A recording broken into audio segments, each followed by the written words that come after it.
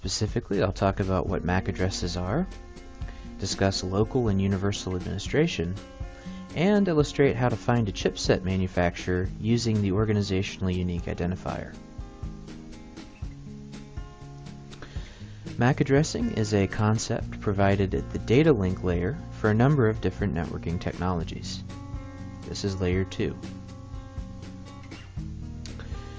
What the MAC address provides is a layer 2 address that is used to identify a device on a network segment.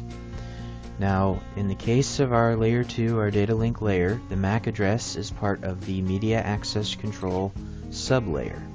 So it's actually part of our MAC sublayer. And the addresses that we use here are typically programmed into network devices at the time those devices are manufactured. However, it is possible to set a MAC address manually depending on the capabilities of the system and the device. These addresses are 48-bit addresses, so they're 6 bytes long, and they're written in network order using hexadecimal notation, with each byte or octet separated by either a hyphen or a colon.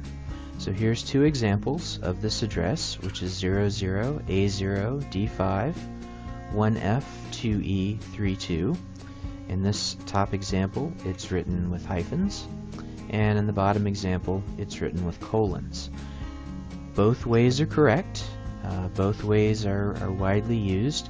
Occasionally, you'll even see some devices that have labels on them with the MAC address where there aren't any separators between the bytes. This can be quite difficult to read, but in general, we'll use either hyphens or colons to separate the bytes. Now, these addresses can be universally or locally administered. Universally administered addresses are set by the device manufacturer. Locally administered addresses are set by the local system administrator. Let's talk about locally administered addresses first. A MAC address is locally administered if the 2's bit of its first byte is set to 1. So if we look at the first byte of a MAC address, if the 2's bit, if we take this first number, we convert it from hexadecimal to binary, if we see that there is a 1 in this next to last position in the 2's place, then we know we have a locally administered address. If we're creating locally administered addresses, say we're working with some network technologies, we need our own addresses. This happens quite frequently when working with virtual machines, for example. The easiest method to create a locally administered address is just always use a 02 for the first byte, because then that will stand out as being a locally administered address to the system administrator, and it will ensure that whatever part you make up for the rest of the device, for the rest of the address, as long as you don't put 2 virtual machines with the same MAC address on the same network segment, this will be unique and it won't conflict with any real hardware that you have on that network. Now, if that 2's bit is not a 1, if that 2's bit is a 0, then what we have is what's called a universally administered address, and a universally administered address is set by the device manufacturer. And it always follows a pattern in which the first 3 bytes, or the first 3 octets of the address, are the manufacturer's organizationally unique identifier, or OUI. The manufacturer then makes up the last 3 bytes of the address. Typically, this is just going to be a serial number that counts up by 1 each time a new device rolls off the assembly line.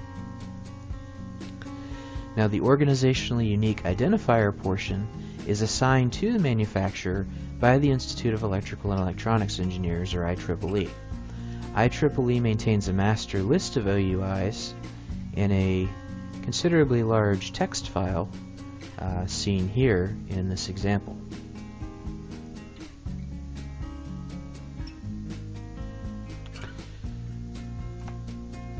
Now, chipset and device vendors, so the vendor to whom an OUI is assigned, typically makes the chip that implements the network device functionality, or chips. Could be a multi-chip device, could be a single chip device.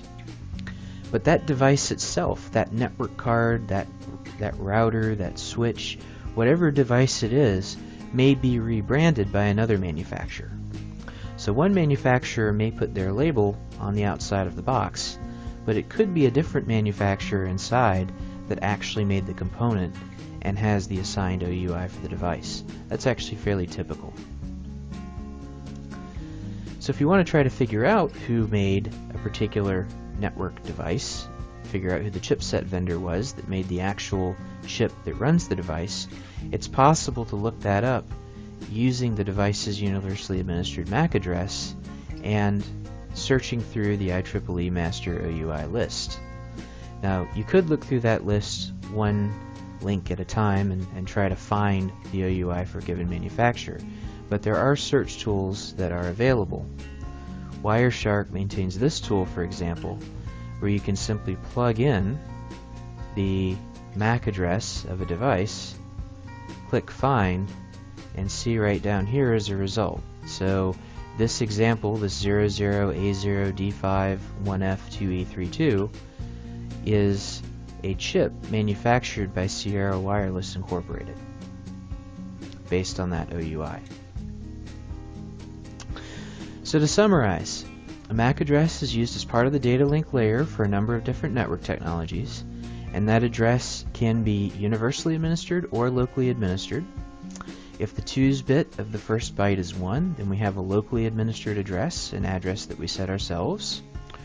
Otherwise, we have a universally administered address, and that universally administered address will consist of an OUI for the first 3 bytes and a vendor-supplied portion, typically just a counter, for the second part of the address.